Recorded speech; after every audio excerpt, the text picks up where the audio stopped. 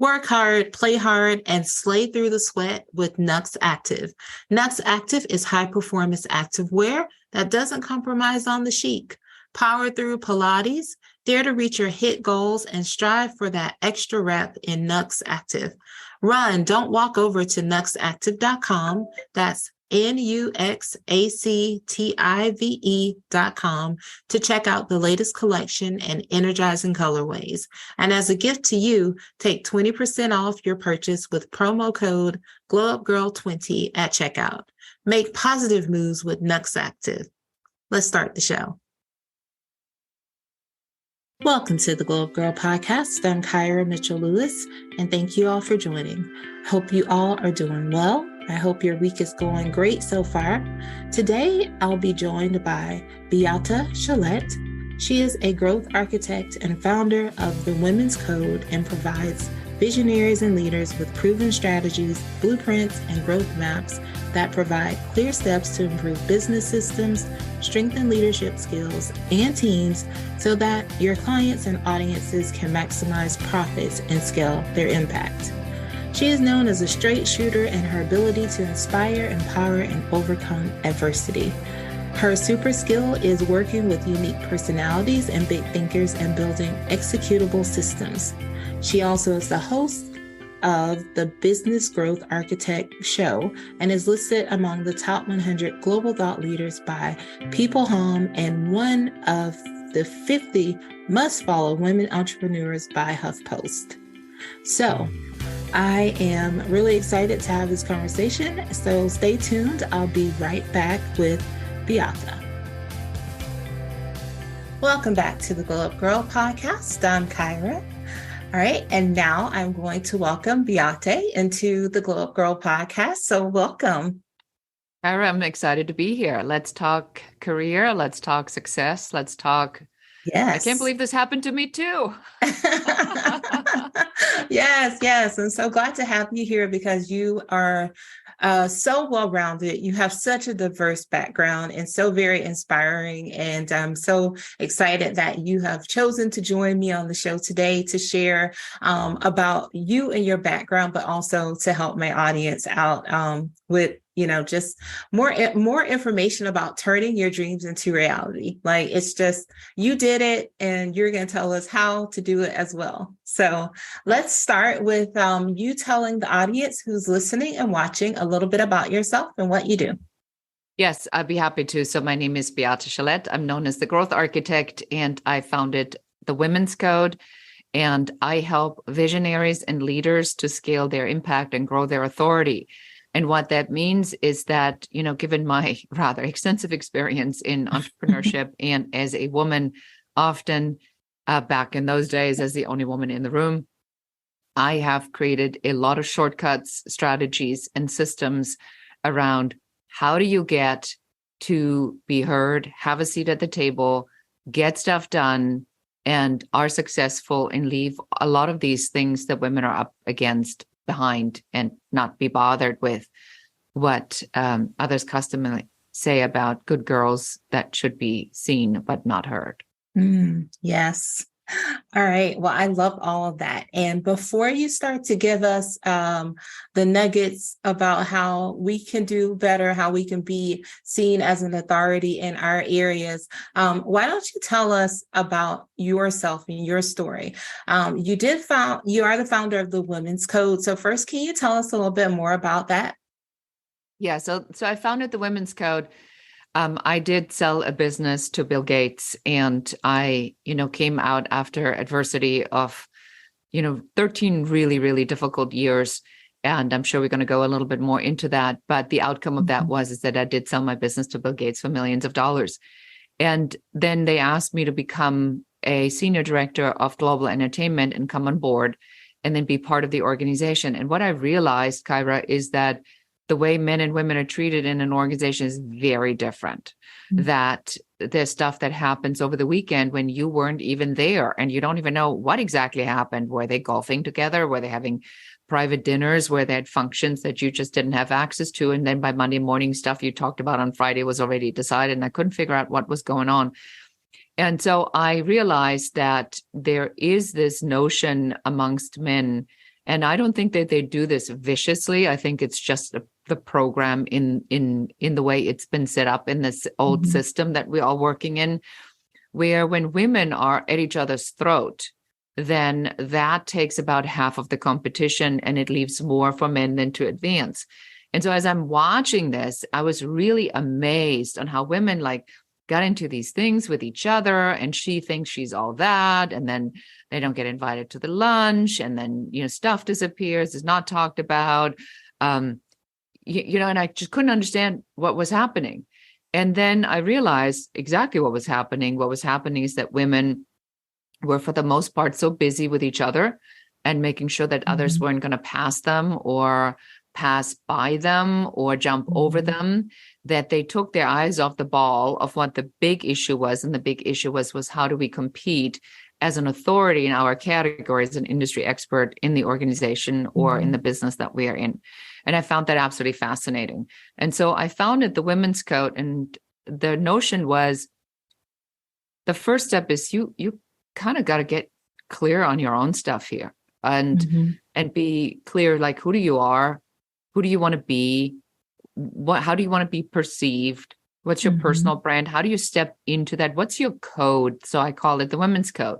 And then if you have a code, what's your code in dealing with other women? Because unless we solve that, Kyra, we'll never take on the real stuff. And that's what's out there. Yes, that I love all of what you just said. There's so many nuggets in there, because you're so right. A lot of times we're so busy thinking that if another woman gets a seat at the table, then that means there's not a seat for me. And so it's, yeah. Why? I know. So there's like 20 men and there's one woman, another woman comes in, and then that woman goes like, oh my God, now they're going to take my seat away.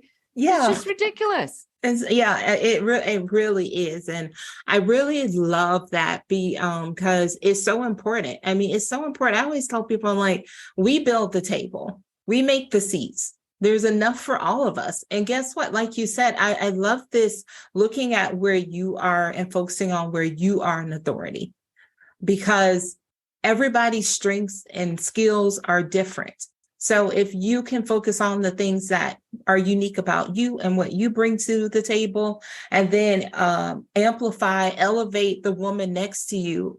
I mean, think about like how we are when we work as a team versus when we're trying behind the scenes to like stab each other in the back or like, stop another woman from having success.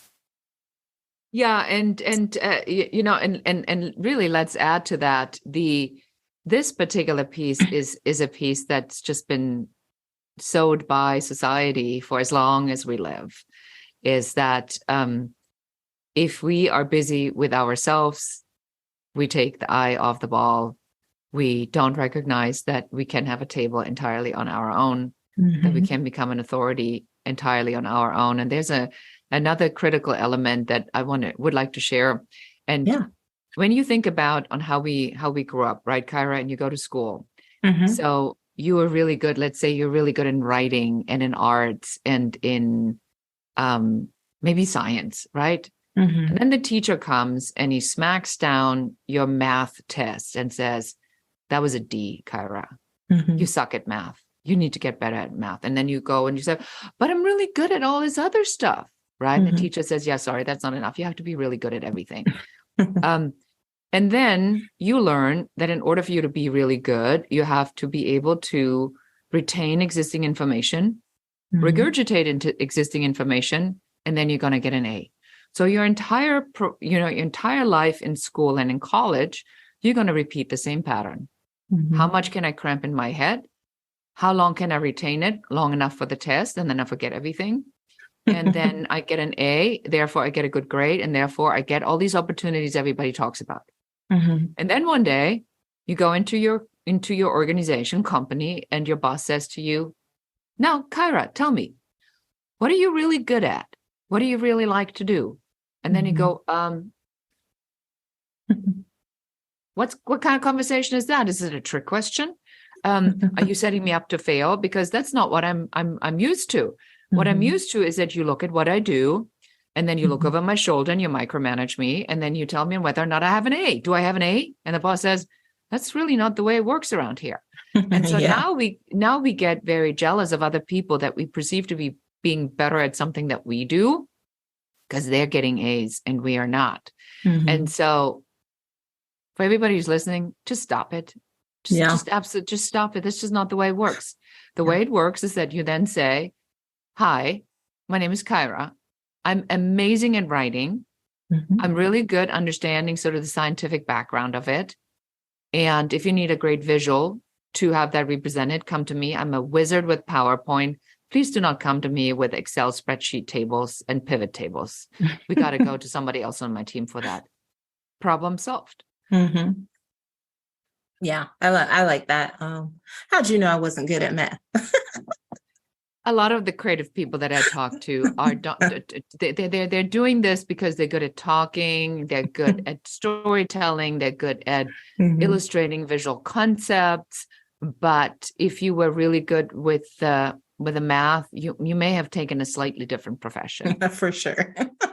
Yeah, marketer over here. So yes, math is like the least of my favorites. It's the thing that, like you said, you learn, how to do it. Right. I know how to do it because I do it every day, for work and different reasons there, but no, not a thing that I enjoy.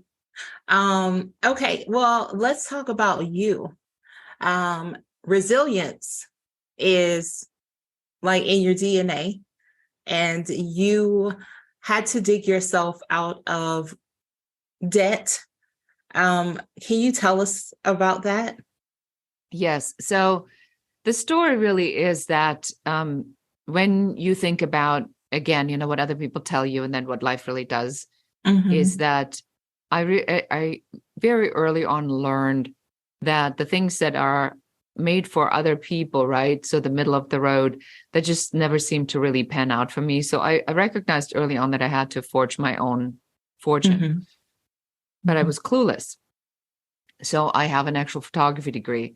And so as I went out in the real world, I had a job. I was a photographer, editor at Elle magazine in Germany, and then I immigrated here. And I took a job as an artist representative and as a producer. And I was working with great clients, Wrangler, Levi's, really good stuff. And then the recession came, not unlike what we're experiencing right now. And I was laid off with a small child, already going through a divorce with an ex-husband who was a pathological liar and an alcoholic. And I had to figure out how to make this work. But I didn't know what I was doing. And, things really were stacked up against me. And then I went through a decade of bad luck, really 13 years. And we're not talking small things. We're talking big things. We're talking riot, fire, flood, earthquake, September 11th, a lawsuit, a tsunami. And now I'm adding a pandemic to my ever-growing repertoire of disasters overcome. So I felt that there was somebody with a frying pan, Kyra, at every corner of my life, just whacking me over the head, with something that was happening. And I'm a single mom, an immigrant from Germany, trying to figure out I don't have any family here at all. All my family's in Germany. And so that was a very, very, very, very difficult road. And so I got deep, deep into debt. And I had been in this lawsuit that I just mentioned. And I thought I, would come out of it because I had a great production season in front of me. But then September 11th came and wiped everything out in one day. So I literally lost my business, the first $500,000 in January and the second $500,000 in September. And then I had to figure out what else I was going to do. And then the lawsuit settled a couple of months later. And it turned out to be zero. So I got rid of all my debt. I paid the lawyer and then I had nothing. And so I had to go back and start the stock photography syndication business, which was a great idea. But remember, I had no money. So I had to go back into debt. And somehow there's something about the $135,000 number that, I just kept getting to. And so I'm $135,000 in debt. And it's game over at this point. I have to now borrow money to pay interest on borrowed money. So even for those of you who are not very good at math, that's a really bad formula because it means that you in order to pay interest, you have to borrow money. And that means I made no income. And I fly to Germany and I want to drum up some business. I visited my father. My father had a stroke. My father did not have a stroke. My father had pancreatic cancer. And so he passes away within only 6 weeks. So I'm standing at this grave in Germany, and and if you go there with me, you're like in this small town in Nether Bavaria on this beautiful, picturesque mountain hill, really, where there's a Baroque church overlooking the entire valley. We just buried my dad. My phone rings. It's my office from Los Angeles. Now we're losing the house. We've just been served a notice. And at that moment, I fell to my knees, Kyra, and I yelled at God, and I raised my fist and I says, look, if you have any plan, this would be a really good time to fill me in, because I mean, at this point, it's over, right? I mean, 135,000 in debt. My dad's just passed away. My biggest supporter, friend, support network. I mean, what am I going to do? So I'm like, okay, I'll surrender. I've done absolutely everything I could. And when I got back from Los Angeles, back from Germany to Los Angeles, I get a letter from the White House. And I had written in my absolute desperation, Kyra, a letter to the White House, to then President George W. Bush. And so this letter says, the president is delighted to hear from you. Please don't assume for 1 minute that the president of the United States ever saw this letter, right? But somebody there saw this letter, and it's their job, some intern, to respond. And so they put me in touch with the Small Business Administration. And because the letter was from the White House, I got in touch with the deputy chief director, which is the second in command. They helped me then to restructure my debt into a 10-year fixed loan. That freed up my line of credit. That gave me the cash. 3 months later, I'm break even. 18 months later, I'm the world leader in my category. And that's how this Bill Gates company came and says, hey, can you tell us how you do it? And I said, no, you want it, you buy it. And then they did. Wow. I am like speechless, because and that never happens because this is your podcast. But wow, my gosh. Like you're sweating just me saying that, right? You go like, geez, girl, right? I mean, it is just a full circle moment of like, gosh, blowing up fast. Right. Well, I don't want anybody out there listening or watching thinking that it was fast, because I mean, just hearing you tell the story and the adversity, the will, the resilience to keep going. Yeah. I mean, not a lot of people would have even written a letter to the White House. I mean, like a lot of people. Who does that? Right.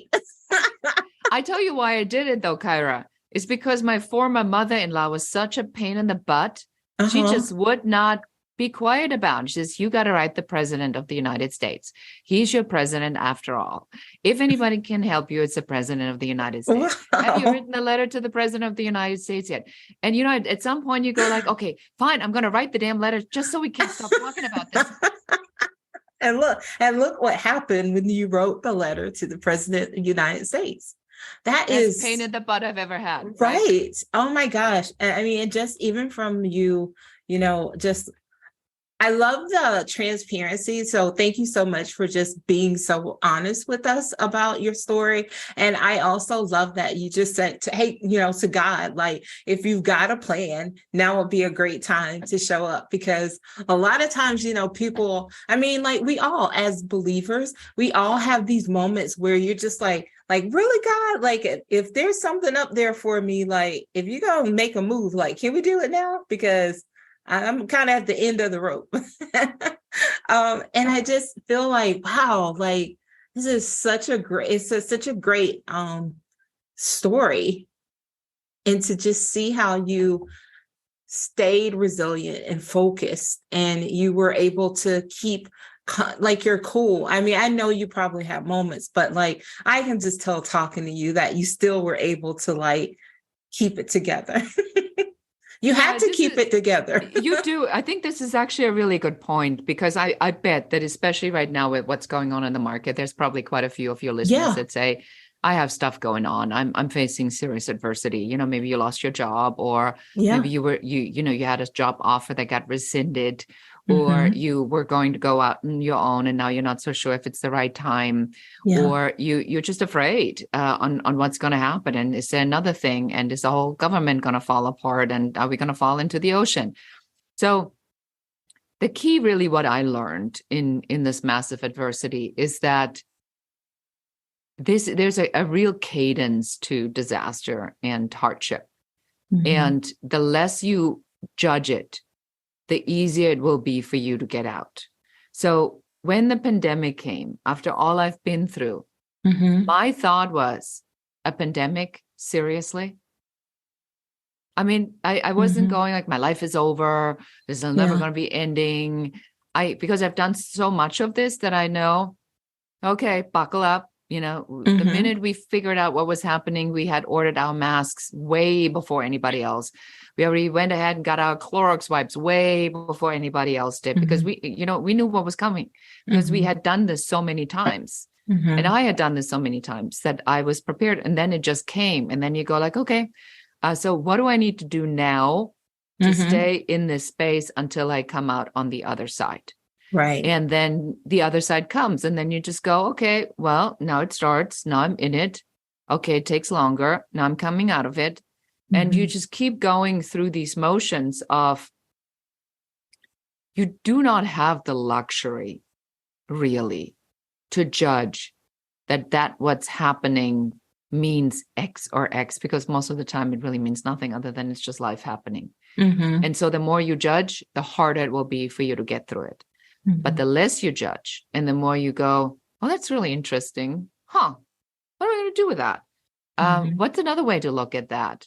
Oh, okay. So we collectively said, we are not spending enough time at home. We collectively said, we never see our respective partners. We collectively said, nobody has time to tuck in their children. We collectively said, wouldn't it be nice to have a home cooked meal every single day? Mm-hmm. We got exactly that. Yeah. Yeah. And then we go like, well, I really don't want to eat at home every single day of the week. Well, it is interesting because, as soon as we were getting those things, and then people are automatically going, I want to be back out. I want to travel. I miss doing this. I miss doing these things. But I mean, I guess it's like you are never really happy with what you have. That's what I kind of I got from the whole thing when people were like complaining the whole time. I'm like, no, I'm actually quite enjoying not having to do anything and being able to be like at home, like in a place, not moving, being busy all the time for the sake of being busy. Okay, so now you come out on the other side. You've got an offer from Bill Gates. You say you've got to buy it, which obviously tells us that you were an authority in your field. For the women listening out there, how can they grow their authority as an expert in their area or industry that they're in? Yeah, great thought, because this is like where women get caught all the time. Mm-hmm. This comes from our old program that says, let the quality of the work speak for itself. That is BS. Mm-hmm. People are too busy to check the quality of your work. Mm-hmm. That was 30 years ago. That's no longer the case. Mm-hmm. Today, you got to be able to walk into your prospect, into your boss's office, and you got to lay it down, and you got to say, hey, listen, I'm really good at systems and processes and workflows. And what I've noticed is that the one workflow that we're using has a couple of fatal flaws in it. I think there's actually a system flaw. So here's what I'm proposing. Put me in charge of this program. I'll go talk to the vendor to get that bug fixed because 20 other people complained about it. Then I want to go and overhaul the workflow. It's going to take me about a month to do. And the budget that I'm going to need for that is really only an extra $5,000. And that is to, whatever, because I have to fly to New York to, meet the vendor and I want to whiteboard this out. I want to bring in an external consultant to help me map out the automation workflow. That's it. And then we're going to save ourselves probably on average 30 hours a month and another 10 hours with customer service, because people trying to, a ticket has to be issued for the same thing over and over and over again. Mm-hmm. So your ROI on the $5,000 and putting me on that is less than a month. Mm-hmm. That's an authority. That's somebody who knows what they're worth. That's somebody who knows what they want. That's somebody who has an idea, who has identified a problem and knows a solution to the problem. What most women do is they sit there and say, I wonder if I'm going to get promoted. Mm-hmm. I wonder why my prospect is not calling me back. Gee, I must be, what a jerk. People are busy. They just don't remember you. So it's only when you call or put yourself in front of them, say, oh my gosh, I'm so glad you called. I'm so glad you walked in my office because I just had another complaint about that. And if I hear about this one more time, go, just go do it. Just whatever, just send the rec form to me. I'll sign it. You're good to go. You don't know that because you're making assumptions based on your perception of past pattern in your life. Yeah. And just because daddy didn't pay enough attention to you and mommy was mean and your sister is not so nice and your brother barely acknowledged your existence doesn't mean that that's the same way in work. So authority really means you got to get clear, really, really clear on who you are and what you're bringing to the table. Yes, I love that because I always, I've done a couple of episodes about that and where women just think that because of the work that you're doing, that they're going to notice, I'm going to get promoted. My boss is going to know. And like you said, they're busy. They're busy. They're busy just like you're busy. And you do have to go in there and you have to make a firm case for yourself. And also, women oftentimes, are too humble about what they're good at and what accomplishments they've made. It's often that they just want to do it and then humbly be recognized, in the hopes that somebody's like, oh, well, she did a really good job, but that's not the case. I mean, the case is that you make the case like you just mentioned. Yeah, you have to make your case. We call this in our world, we call this the unapologetic value proposition, the UVP, which a lot of people call, your unique value proposition. We call it the unapologetic value proposition because it is about deflecting. Because again, everybody else, remember, is raised in that finding that math thing that you're bad at and then rubbing that in your face. And you're going to be able to deflect that and reframe that really quickly. And you're just going to go and you laugh. You said, math, pivot tables? I don't think so. Let's talk about my strength here, what I'm bringing to the table. So this is what my strength is. But then if you get caught up in the pivot table or the math thing, then you're going to go, what an idiot. I mean, he does this every single time. Yeah, because you allow it, because you take the bait. Exactly. So I know a lot of people might be listening, and I think that, hearing you so eloquently walk through that example, right? Someone may be feeling, overwhelmed at even the thought of how do I do it? Gosh, that seems easy when she talked about it, but how am I going to get to that? How does someone go from feeling of immediate overwhelmed at thinking they need to come up with their value prop to actually doing it? Yeah. So the first thing that I definitely want everybody to do is then go get my book, Happy Woman, Happy World, your foolproof fix to get from overwhelmed to awesome. So I took a lot of these concepts and I wrote the book. It's available only in paperback. It's light, so you can put it in your purse. You can get it as an ebook, an audiobook, or as a printed book, because it's exactly like, how do you do it? Well, the decision starts with you making the decision today that from here on out, you just will not be ignored anymore. There's a great example that a lot of men actually cite. Muhammad Ali, a very well-known boxer, became the greatest boxer of all times. He became the greatest boxer of all times because he called himself the greatest boxer of all times. There was nobody out there that bestowed that honor on him. There was no Sports Illustrated magazine. One day he says, I'm the greatest boxer of all times. And then he went to his opponents and he yelled at them, how does it feel to box against the greatest boxer of all times? Dude, you're like seriously in trouble because I'm going to beat you up. You're going to have to be carried out of that thing because I'm the greatest boxer of all times. So, well, it all starts with you actually looking in the mirror. And I literally mean that. Like, do this tonight when you go in your bathroom before you go to bed. When you're there by yourself, there's no distractions. You look in the mirror. You need to like this person that looks at you, and you need to be okay with who this person is. And you need to be able to look at that person and say, you're pretty freaking awesome. Yeah, you got it going on, girl. There's so much to you. You're so complex. But it is something that it's an inner muscle you have to develop. And if I may let anybody in on a secret, the thing that you worry about what other people think, other people really don't think much. Other people only think about themselves and what you think of them. So they don't even worry for one moment about you. They only worry about themselves. So just stop it. That's a good point. I like that. So everybody listening, watching, should do that tonight because it starts with you.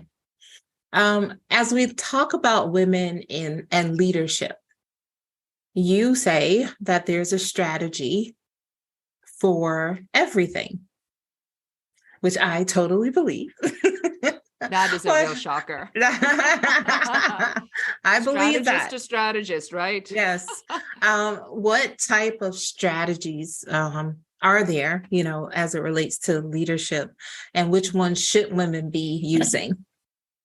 Yeah. So number one, the most important thing is, again, that you get clear on who you are. We work a lot with Myers-Briggs, so we do personality assessments of the clients that we work with. And we do that for many, many reasons. And the two most important are you got to know who you are and what you're good at. And number two, you got to know what other personality types there are that are out there. Because if you lead, you need to be able to lead other people that are not like you. Yes. So I give you like an example of why that really matters. I was facilitating a conversation with a client and his sales team. And as I was talking about some of the sales script items, I got a lot of pushback from a very young woman on his team.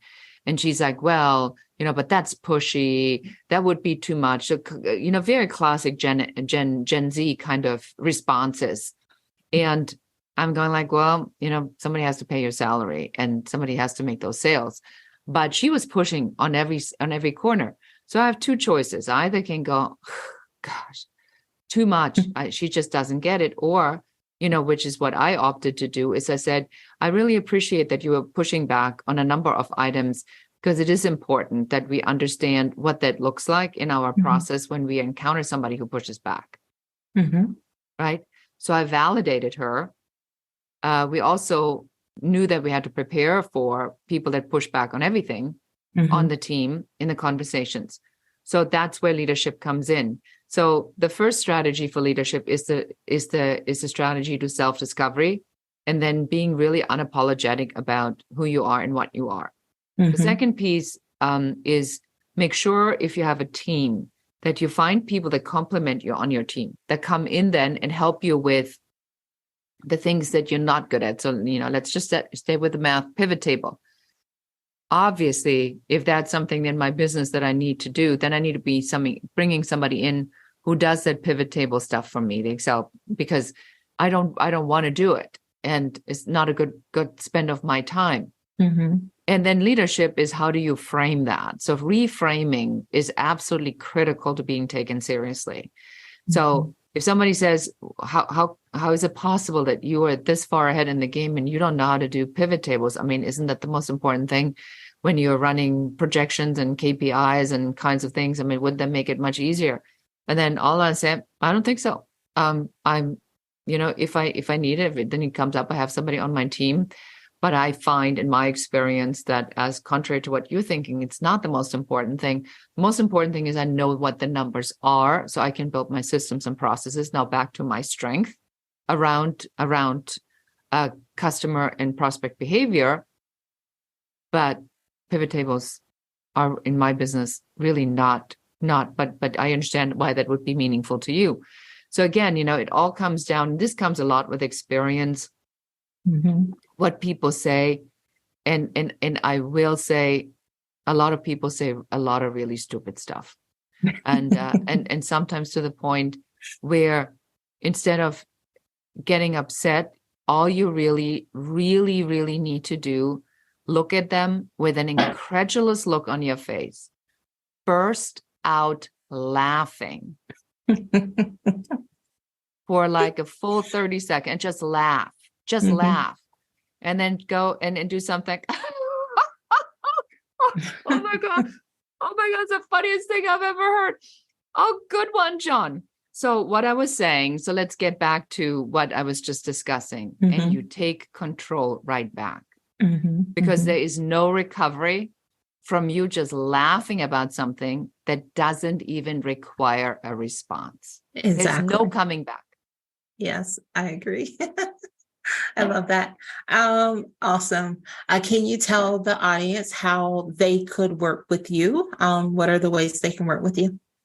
Yes. So look me up on all social media. I'm under Beate Chelette or the Growth Architect.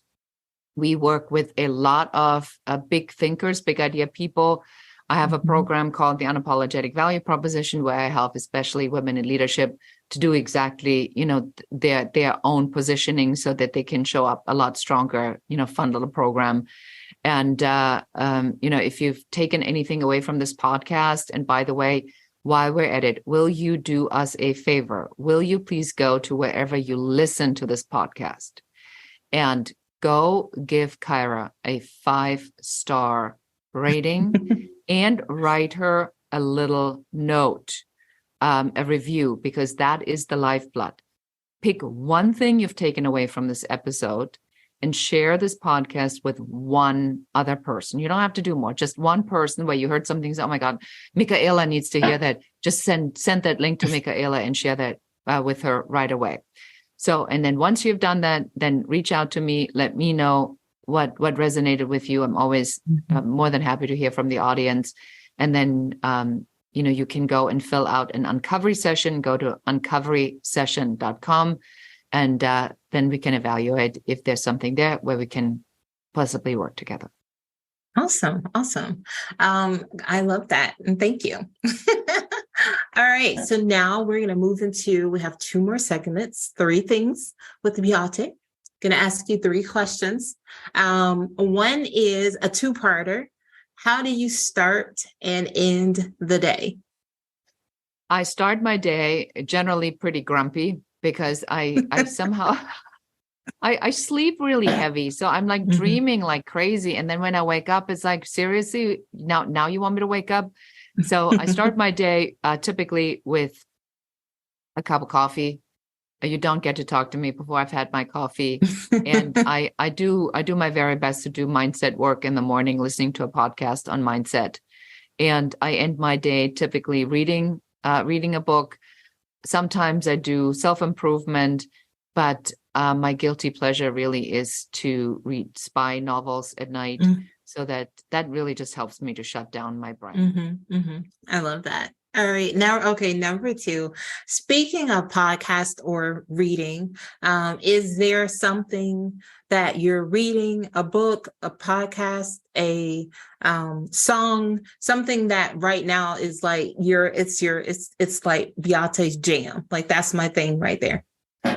I do listen a lot to David Nagel's Successful Mind podcast because I find that really helps me with the mindset. With the mindset part, it's very sophisticated, very smart. So I the only problem I have, I'm running out of episode to listen to, and I do audiobooks. So right now I just finished an audiobook called Growth to Growth, which is just the bloody worst title of any book ever, and and I'm slightly obsessed with this because this is for people that are in the second part of their career. And, he explains the concept of a first curve and a second curve in the career. And I found that a really fascinating read. Awesome. And lastly, what is on the horizon for you in 2023? Well, Gary's my fiance, we have really made some decisions that we are going to be traveling more. So we're going to do what we tell everybody else to do. We took our calendars out and we're starting to actually block out the dates and booking the trips that we want to go to and not wait until last minute and then miss everything. Doing that. And I had spent really the better part of this year, 2022, to organize how I'm going to do business and who I want to work with and how this all looks like. And then next year, we are going a lot more into providing, especially for podcast hosts, support services to help them to get the message amplified faster, because I find that people that don't have a natural inkling for systems and processes that I do have a hard time amplifying their message just from a tactical perspective. So, we are now launching a program where we teach them how the technical part works. And then we either teach them how to do it so they can put their VA on it, or we give them a VA. And that's for really anybody who says, I want to get my social media under control and get clear on the messaging and get the messaging out consistently. That's what we are now working on to launch next. Awesome. All right. Well, thank you so much. This has been great. And before I let you leave, what are the 3 things that you'd like the audience to take away from our discussion today? So number 1, nobody's going to bestow any title on you. You're going to have to claim your own title, and you're just going to have to get over feeling uncomfortable about that, because that's just the way it is. And I am personally giving you permission to do that. The second thing is, don't be afraid of failure. Failure is a nice, polite man with a stop sign that's standing at a cul-de-sac with big construction that you cannot drive through anymore, prohibiting you from unnecessarily wasting your energy going down a cul-de-sac, just saying you cannot go here. Instead of throwing yourself on the ground, throwing a temper tantrum and yelling at him, get in the car, find another way. And the third thing is, don't take things personal. It's not personal. A lot of it is just life. And those of you who've been activated by a higher power to really move the world, you probably have the most adversity. Awesome. Love those. Well, thank you so much, Beate. This has been a great conversation. I want you to come back another time whenever you have more to share. Please feel free to come back and visit with us again. That would be fun. Thank you so much for having me. Awesome. Well, stay tuned, everyone. I'll be right back. Work hard, play hard, and slay through the sweat with Nux Active. Nux Active is high-performance activewear that doesn't compromise on the chic. Located in Los Angeles, their diverse, women-operated team oversees every meticulous detail of the design process, from the first stitch to the last shipment. They channel positive planet vibes through a commitment to using the best organic fabrics and recycled materials as much as possible. Nux Active is active fashion that flexes and fits like a buttery second skin. Power through Pilates, dare to reach your hit goals, and strive for that extra rep in Nux Active. Run, don't walk over to nuxactive.com, that's NUXACTIVE.com, to check out the latest collection and energizing colorways. And as a gift to you, take 20% off your purchase with promo code GlowUpGirl20, that's GLOWUPGYRL20 at checkout. Make positive moves with Nux Active.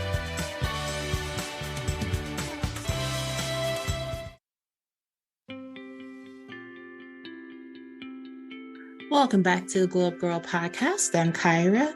Thanks again to Beate for joining the show today. If you want to learn more about her, check out the links in our show notes. If you'd like to learn more about Glow Up Girl, you can visit our site at glowupgirl.com.